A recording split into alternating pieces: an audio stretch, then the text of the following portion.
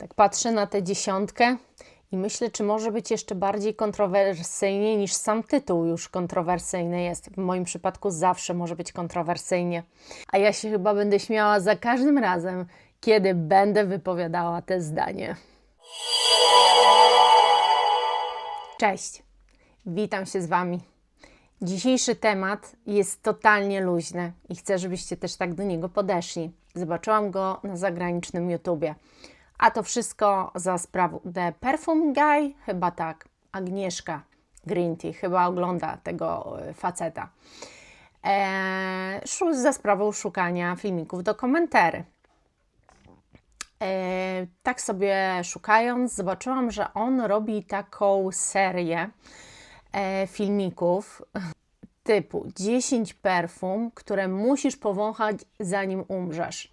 Moim zdaniem to jest dość kontrowersyjny tytuł dla filmiku na YouTube, ale może przyciągający i fajny, żeby poopowiadać o takich zapachach, które ja uważam, że warto jest poznać, bo prawdopodobnie na różnego rodzaju klony natykacie się cały czas, próbując różnych perfum.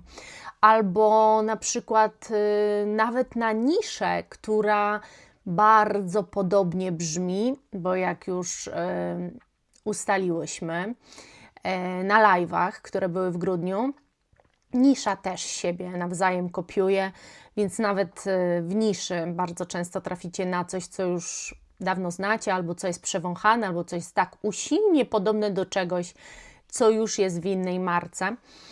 I chciałabym o takich perfumach pogadać. Może nie wszystkie będą takie, że na pewno znajdziecie gdzieś jakieś klony, może w tej dziesiątce będą też zapachy bardzo bliskie mojemu sercu, ale ja Was serdecznie zapraszam na być może tę serię, a przynajmniej na pewno pierwszy film tego typu.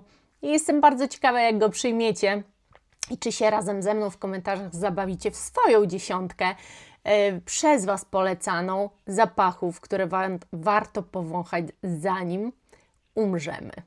Zapraszam. Tak patrzę na tę dziesiątkę i myślę, czy może być jeszcze bardziej kontrowersyjnie niż sam tytuł już kontrowersyjny jest. W moim przypadku zawsze może być kontrowersyjnie.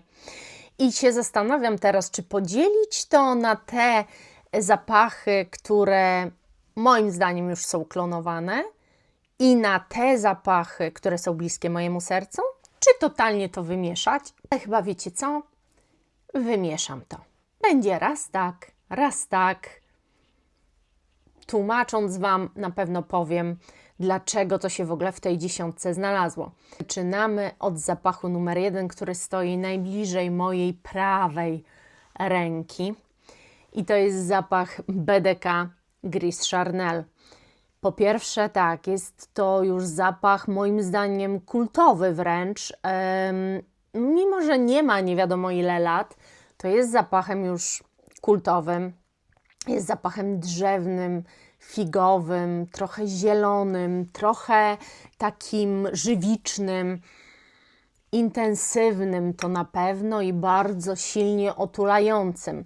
Niezwykle przepięknie zblendowanym, fantastycznie układającym się moim zdaniem w zimowe dni na skórze.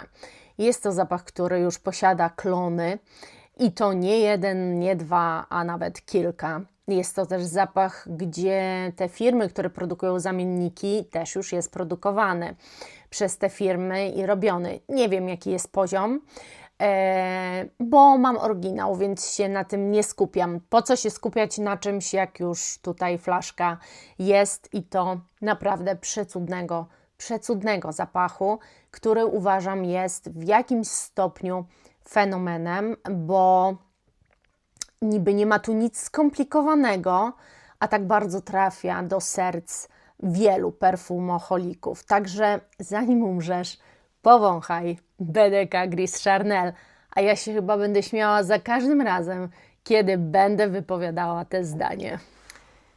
Trochę mainstreamowo, czyli Shalimar. Shalimar najnowszy, L'Essence.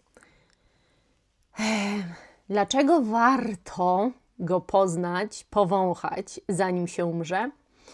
Dlatego, że jest to legenda, a legendę warto znać. I jeżeli legenda ma swoje współczesne odzwierciedlenie, może inaczej, jeżeli legenda ma swoją współczesną twarz, to warto ją poznać. Wtedy można dopiero powiedzieć, że zna się daną legendę od deski do deski. Ta legenda zrobiła szturm na nasze portfele. Mało ta flaszeczka nie kosztuje, ale jest wybitnie zrobiona. O tym Wam już mówiłam powielokroć. I naprawdę, zanim umrzesz, poznaj ten zapach. A teraz polecę czymś totalnie innym, bo myślę, że tego w takiej dziesiątce się nie spodziewaliście. Nawet ciężko określić, co to jest za zapach, bo Initio ma wszystkie takie same flaszki, ale to jest Narcotic Delight. I dlaczego akurat Narcotic Delight, mimo że mam Initio 4 zapachy? Otóż dla mnie to jest najwybitniej zrobiony zapach tytoniowy, jedyny w swoim rodzaju. I z tego co wiem, ma już jakieś klony gdzieś robione, coś słyszałam na grupach. Jest to zapach, który jak poznacie, to na 100% powiecie, że nie wąchaliście nic takiego. Bo moim zdaniem, ja już próbowałam różnych zapachów, które nawet Fragrantica, ludzie na Fragrantice porównują. Żaden z nich nie idzie nawet w 5% w tym kierunku moim zdaniem. Nawet ta słodycz, która tu jest bardzo specyficzna, bo niby jest owocowa, na pewno żadna wanilia, tonka, nic z tych rzeczy. Ona jest niby owocowa, ale cały czas wy wiecie i macie to przeświadczenie, że ta słodycz, nawet jeżeli ona jest w kontekście podanym taka owocowa, to ta owocowość jest tego tytoniu. Bo generalnie ja paliłam sziszę, nie palę. Odkąd zmieniłam swoje nawyki żywieniowe, zmieniłam wszystko. Tytoń do sziszy na przykład jest smakowy. On jest bardzo często jakiś można kupić karmelowy i tak dalej, ale te owocowe są najlepsze i jest ich najwięcej. I ten tytoń owocowy, on właśnie pachnie słodko, ale mimo wszystko wy wiecie, że to jest tytoń. Dokładnie tak ten zapach pachnie. Ja uwielbiam ten zapach ogólnie. Znam go z autopsji, że tak powiem. Jeżeli Twoje życie było skoncentrowane na poszukiwaniu czegoś innego, czegoś unikalnego, czegoś jedynego w swoim rodzaju, to Narcotic Delight musisz przed swoją śmiercią, zanim umrzesz, powąchać. Uważam, że jeżeli nie poznaliście zapachu Ganymed, to też niewiele rzeczy wiecie. Dlaczego? Może to tak zabrzmi, wiecie, ja to się znam, bo znam zapach Ganymed. Nie o to chodzi. Chodzi raczej o to, że nawet Zara zrobiła podobny zapach, że jest wiele już ponoć klonów tego zapachu, że jest to zapach, który stał się hitem, że jest to zapach najchętniej testowany, najchętniej kupuje się próbki tego zapachu, najchętniej chce się go poznać. Nie mówię, że u mnie w sklepie, ale posiliłam się i poszukałam pewnych informacji i ponoć tak jest. Swego czasu był to najchętniej rozbierany na grupach też zapach, to Wam mówię z własnego doświadczenia. I jeżeli jeszcze go nie znasz, nawet jeżeli on nie jest kontrowersyjny, może różnie się układać na skórze, może różnie na Was brzmieć, to mimo wszystko warto jest ten zapach poznać, ponieważ jego pewna naleciałość jest już w wielu innych zapachach, ale to on jest tym źródłem i to on stał się tym hypem, więc warto poznać podstawę, żeby wiedzieć, co nam dają, czy nie dają inspiracje. Ale skoro powiedziałam o Ganymed, no to Wy już wiecie, że ten zapach tu też będzie. To jest w ogóle na moim sklepie najczęściej sprzedawana próbka. No, Bois Imperial oczywiście. To jest też stosunkowo nowy zapach. Musiał się tu znaleźć, bo mówimy tu o zapachach, które coś wywołały. Nie da się ukryć, że on wywołał poruszenie w tym świadku perfumowym. Również klonowany, zamienniki, inspiracje, wszystko. Ludzie po prostu kupują go też w ilościach zatrważających. Jak na grupie pojawią się testery, to one rozchodzą się jak świeże bułeczki. Jeżeli jeszcze nie znasz Bois Imperial, a jest to spowodowane tym, że nie lubisz iść za masą, to ja Ci powiem, spróbuj tego zapachu, powąchaj go, proszę Cię, zanim umrzesz. Swoją drogą nie wiemy przecież, kiedy umrzemy, więc śpieszmy się wąchać wszystkie te zapachy. Ale tego chyba Wam nie muszę mówić. Kenzo L'Elefant. Nie mogło go tu zabraknąć. To jest, jakby to powiedzieć, Superman wśród przyprawowców. To jest... już mity powstają na temat tego zapachu. Mity, jest też legendarny, to jest coś, co jeżeli jeszcze nie wąchałeś, to na pewno i tak wiesz, o czym mówię, przynajmniej widziałeś, obyłeś się z tym flakonikiem, wiesz, że taki zapach jest, a dlaczego go jeszcze nie powąchałeś? To jest najpiękniejszy przyprawowy zapach, jaki możesz sobie wyobrazić. Taka jest prawda. Kenzo L'Elefant, nic go tak na dobrą sprawę jeszcze nie pobiło. To jest klasa sama w sobie, to jest kunszt perfumiarstwa i to są genialne parametry. Spróbuj, nawet jeżeli przyprawowych zapachów nie lubisz, przynajmniej będziesz miał jakieś zdanie na temat legendy. Ten zapach, o którym Wam powiem, to też jest stosunkowo nowy zapach, 2023 chyba. Mamy 2026, ale ponieważ jeszcze początek, to jeszcze jest to powiedzmy 2-latek, może 2,5-latek. Amouage Guidance. Ja już mam tyle go. Jest to zapach przecudowny. Też ma już odpowiednik w Zarze. Pełno zamienników. Niedościgniony ideał, jaki po prostu udało się Quentinowi Bishowi ostatnio wydać. Niedościgniony, bardzo upragniony. Ludzie szaleją za tym zapachem, może nawet bardziej teraz już za tą ekstraktową wersją 46.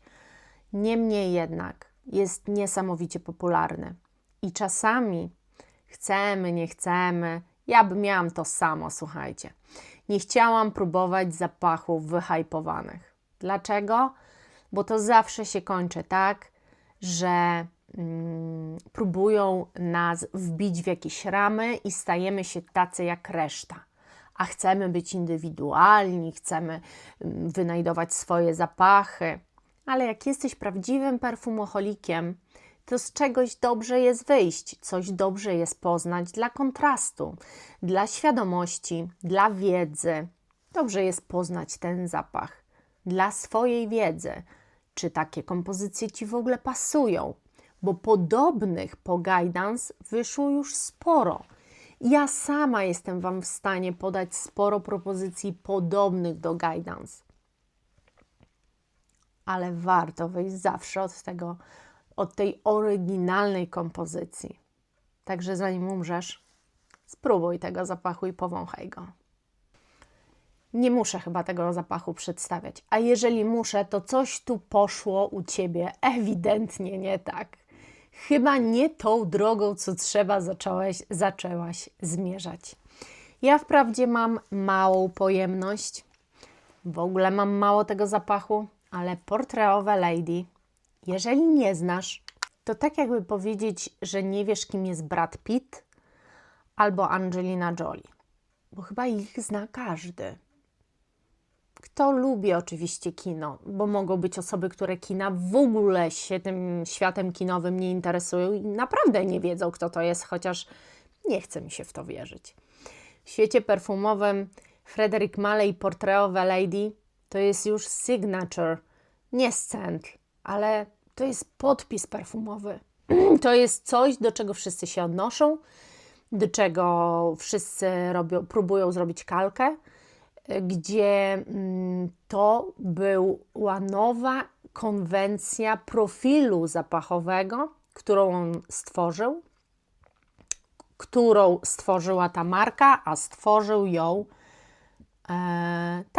Dominique Ropion, bardzo, bardzo znany perfumiarz.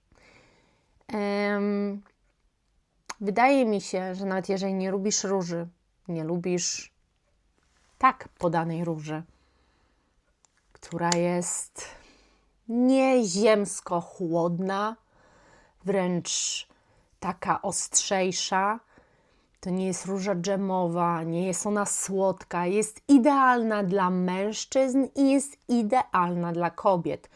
Petarda unisex. Jeżeli tego nie znasz, to ciężko jest się odnosić do wszystkiego tego, co próbuje udawać, albo niektórym bardzo dobrze wychodzi właśnie ten profil zapachowy stworzony tu. To jest po prostu kompozycja, zapach, który musisz poznać, zanim umrzesz. Swoją drogą jest przepiękny, więc jak tu go nie znać? To jest moja propozycja. To jest totalnie moja propozycja. Jeżeli nie znasz marki Franck Boclet, to ja mam taką propozycję. Spróbuj jedynego zapachu tej marki, który może zmienić Twoje podejście. Nie musi, ale może zmienić do zapachów kwiatowych, które uważasz za nudne, których nie do końca rozumiesz, nie lubisz, szukasz innych woni. Ale na przykład chciałbyś choć jeden taki zapach poznać kwiatowy, który Cię zniewoli i totalnie położy na łopatki, to spróbuj zapachu Orchid od Franck Boclet. Bo to, co tu jest, to jest najpiękniejszy zimowy kwiat. Troszeczkę słodkawy, bardzo silnie kwiatowy, gdzieś trochę pudrowy. Ale to wszystko jest tak cudownie stworzone. To jest taki zimowy opis bukietu dla kobiety, który pachnie, uznajmy, że orchideą. W każdym razie to jest nieważne, jaki kwiat czujecie. Czujecie, że kompozycja jest stworzona z kwiatów, bardzo intensywnie jest z nich wydobyty olejek. Są one dosłodzone, ale nie przesłodzone i idealnie przysypane pudrem. Coś cudownego. Nie lubisz kwiatowych zapachów? Proszę Cię, zanim umrzesz, wypróbuj Franck Boclet Orchid. No i na koniec klasyk klasyków nad klasykami. Już nie chciałabym się powtarzać, ale jeżeli jeszcze nie wąchałeś Baccarata, zapomniałam przynieść, bo mam też. O, właśnie. 15 ml? Nie. Może 15. Podstawowej wersji. To nie musi być ta. Może być ta podstawowa. Jeżeli jeszcze Baccarata nie wąchałeś, to uwierz mi, że nadal uczestniczysz w tym wyścigu baccaratowych podrób, zamienników, inspiracji. Jak zwał, tak zwał. Chociaż mając na myśli podróby, mam dosłownie na myśli podróby, czyli to, gdzie macie pudełko, wszystko niby takie same. To jest najczęściej podrabiany zapach w historii. To jest po pierwsze. A po drugie, ilość zamienników, zapachów tworzonych na modłę nuty bakaratowej, z nutą bakaratową, z dodatkiem, próbujących bardzo silnie odtworzyć ten zapach i tak dalej, żeby móc coś porównywać. Dobrze jest zaznajomić się z tym oryginałem. Ja Wam gwarantuję, że wszystko, co znacie, te wszystkie nuty bakaratowe, gdzieś tam ten sznyt bakaratowy, czujecie, że coś skręca, bo jest ambroxan, powiedzmy, to ja Wam powiem, że kiedy powąchacie oryginał, to zrozumiecie, że to wszystko to są tylko inspiracje, że to nie jest to. W tych wszystkich inspiracjach brakuje tej przestrzenności, która jest w oryginałach. Tam tego nie dostaniecie. Więc zanim umrzesz, spróbuj się poznać z bakaratem. Możesz być zszokowany, jak jednak te inspiracje odbiegają od oryginału, a dobrze wiedzieć, bo czemu by nie? Przed śmiercią chyba szczególnie. Ten temat był z przymrużeniem oka. Nie miał na celu nikogo uśmiercać. Mam nadzieję, że Wy to wiecie. Myślę, że The Perfume Guy chciał tak bardzo mocno zaakcentować pewne zapachy kultowe, pewnie według niego. A to są zapachy kultowe, 10 zapachów kultowych według mnie, bo ja tych kultowych mam jeszcze więcej. I mogłabym Wam jeszcze więcej opowiedzieć. Ale skupmy się na tej 10. Jeżeli to Wam się spodoba i jeżeli podoba Wam się ten format, to bardzo chętnie zrobię z tego taką jakąś serię, powiedzmy. Może raz w miesiącu zrobię kolejną 10 zapachów, które trzeba powąchać, zanim się umrze. Dajcie koniecznie znać. No i z czym się zgadzacie, z czym nie? Co byście sami jeszcze dołączyli? Koniecznie podzielcie się tym w komentarzach. Buziaczki kochani, do następnego. Pa, pa!